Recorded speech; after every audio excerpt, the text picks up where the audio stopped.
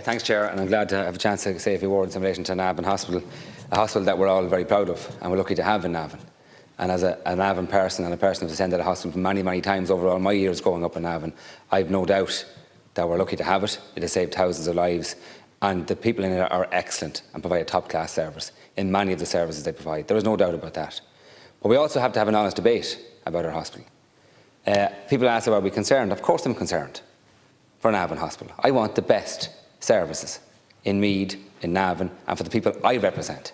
And to be genuinely honest with them, the best health service. I have to commend the motion, because I think it does ask for the best health service. It's not gone over political in terms of emotion. Some speeches around it might be a little bit different, but the ask is the same as what I want. Same as what Shane Castles wants, what Helen McEntee wants, Thomas Bourne wants. We want the best health service, people we represent, both in government and opposition. And I've always held that view, both in government and opposition, and I won't change that view whatsoever.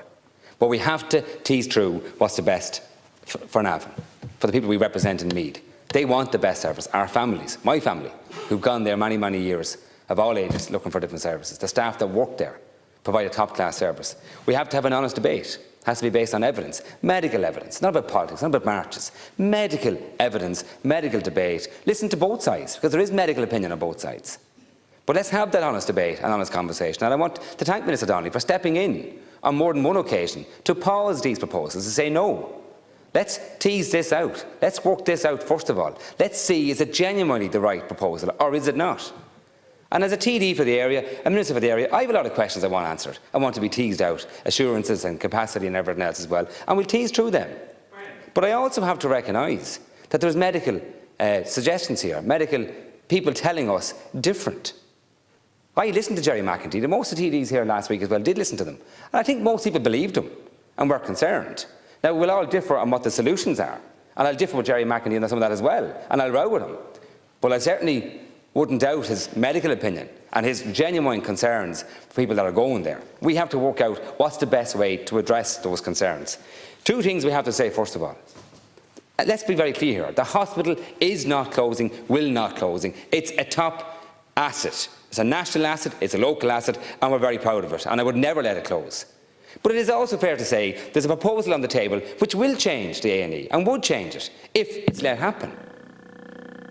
3 previous ministers and the current minister have said no, that it can't happen over the last 10 years, my term in government, until we work this out to see is it the right thing to do, and is the capacity there. Previous governments have said no, the capacity is not elsewhere, so it can't change yet.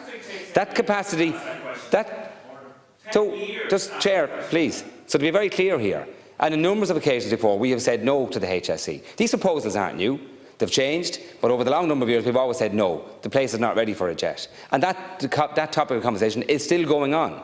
There's extra capacity in Drogheda. We have to ask ourselves, is that enough? I'm not convinced it's enough to deal with the patients who might not be able to go to Navan A&E. But let's work that out. So a couple of things I want to see clarified. First of all, is the capacity, as in the beds, the staff, the doctors, the nurses, are they elsewhere to take the 2,000 or 3,000 patients that Jerry McEntee, as the lead clinician, and many others are concerned go to Navan? That's one question. Second question is, can we address the risk concerns in Navan by investing in Navan? Let's fully tease that out. Let's analyse that, because we will all, naturally, are biased as an Navan TD. I want Navan Hospital to be the best. Can we address the concerns, or can we not? If we can't, is the capacity elsewhere to take our patients, or are we only transferring the risk from one place to the other? Likewise, if there's going to be changes, if we're convinced that it's the right thing to do, and I have to say, I look at the GPs today who wrote to us, GPs who in the past said no, are now saying it's the right thing to do. GPs that I've listened to for a long number of years, and Pather, let's be fair about it, you've listened to them too, and they have come and explained. And sorry, Chair, can I finish my thing here? So there's GPs who saying this is right, there's GPs who are saying it's wrong. Let's tease this through, because we want to make the right decision. I have no doubt about that. Most of us in here want to do the right thing for health, not for politics. So let's tease out, is the capacity elsewhere? Is the ambulance service in place to accommodate this? Will it ever be in place? Have we got guarantees, Minister, what the ambulance cover would be? The extra ambulances we need, the extra personnel, paramedics, are they in place? Are they ready? We have to have guarantees about the future of other services in Navan Hospital and the orthopaedic service and so on. Is there investment there guaranteed to do that as well? We have to have guarantees that we won't be like Limerick, Roscommon or Mallow or anywhere else that had to wait in between to get the services. We know what happened with Dundalk and Drogheda. That can't happen again. So it's about timing. But behind all that, Chair, is we have to work out, is this right? And let's have the medical conversation. Listen to those people who genuinely look after our patients, who aren't the politicians, but who are the doctors. And let's tease that through, both those who are for and against. And then we'll be able to make a proper informed decision as well. Thanks, Chair.